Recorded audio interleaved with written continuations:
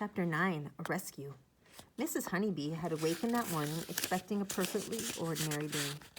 As was now usual with her, she thought first of her mouse. My mice, I should say, I suppose, but of course the mother is just an average mouse, she said, whereas my little mouse is the eighth wonder of the world. How beautifully he sings and how well we communicate now. I teach, he learns, and so quickly too. What a pity it is that humans and animals can't communicate directly by speech. I could say, I'm Jane Honeybee, and he could reply, and I'm whatever it is. I really ought to give him a name, and I'd say, what kind of song would you like me to teach you today? And he might say, oh, something cheery because it's a lovely day. And then I might play, oh, what a beautiful morning from the musical Oklahoma. Mrs. Honeybee got out of bed and washed and dressed, went downstairs and made herself some breakfast and fed the cat. Later that morning, after she had puttered around the garden for a while and was thinking about going to the living room to put out a chocolate for the morning playing, she'd suddenly remembered that she'd forgotten to make her bed. She went upstairs and stood at the open bedroom window for a moment, looking down the sunlit street and whistling, oh, what a beautiful morning. But then, suddenly, it wasn't. As Mrs. Honeybee turned away from the window, momentarily blinded by the glare of the sunlight, she tripped over a small footstool and fell.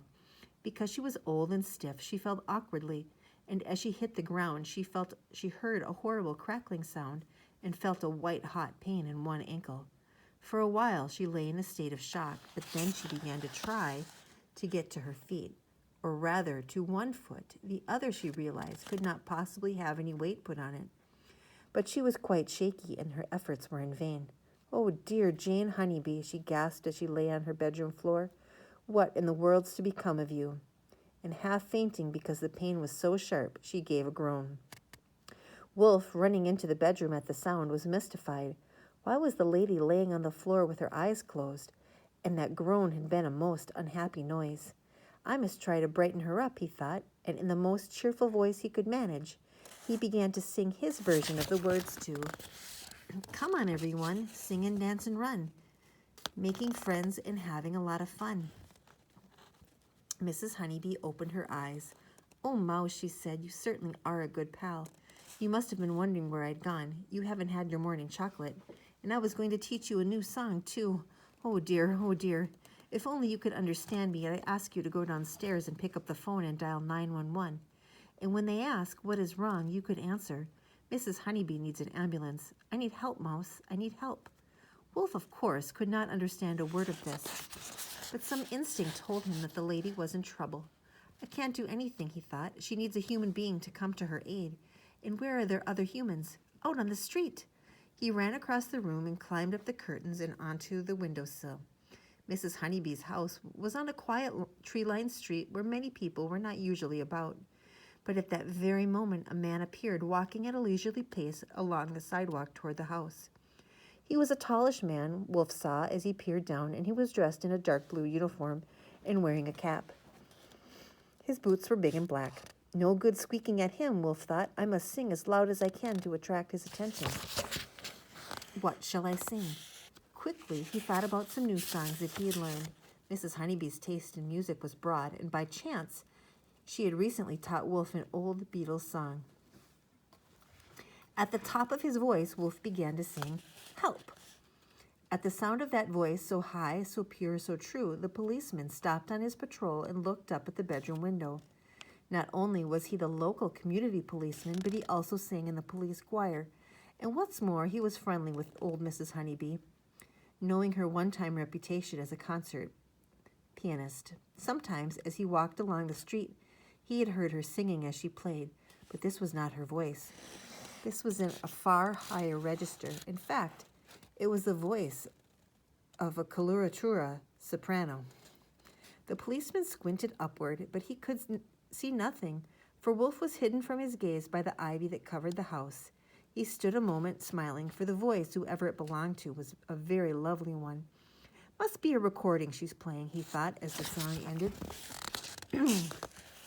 He was about to walk on when he thought he heard a noise coming from the bedroom, a noise that sounded almost like a groan.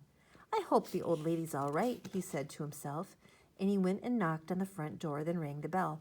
No one came. He looked through the letter slot and saw letters scattered on the hall floor. "Mrs. Honeybee," the policeman shouted at the bedroom window, "is everything all right?" And in reply, he heard a feeble "No." Quickly, the policeman used his radio to contact his station sergeant. "It's Mrs. Honeybee," he said. "You know, the pianist lady. She's in trouble, I think, Sarge. Better send for an ambulance." "I'll try to get into the house." So it was that Wolf's singing brought help. The policeman borrowed a ladder from a neighbor and climbed up and through the open bedroom window to comfort Mrs. Honeybee and then to let the paramedics in when they arrived. Wolf, hiding behind the curtains, watched as very carefully the paramedics lifted the lady onto a stretcher. "The cat," she said as they loaded her into the ambulance. "Who will feed the cat?" "Don't worry, Mrs. H," said the policeman. "I'll go right now and ask the next door neighbors to do it." And off he went. "But what about my mice?" said Mrs. Honeybee. "Who will give them their chocolate candy?" "She's wandering in her mind a bit," said one of the paramedics. "It's the pain," said his partner. "Your mice will be all right," they said. "To think," said Mrs. Honeybee, "that I was going to teach him. Oh, what a beautiful morning." "Teach who?" said the first paramedic. "My little mouse. He sings beautifully, you know." "Yes, love," said the second soothingly. "Of course he does." Chapter 10. A Composer.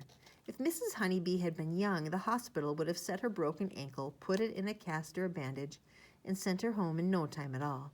As it was, the doctors decided to keep her in for a while because of the shock she had suffered and because she did not quite seem to be in her right mind. She kept worrying, the nurses said, about a singing mouse to whom she was teaching songs. So Wolf and Mary were alone in the house, apart from the cat, which they now never saw, and whose brothers and sisters of Wolf,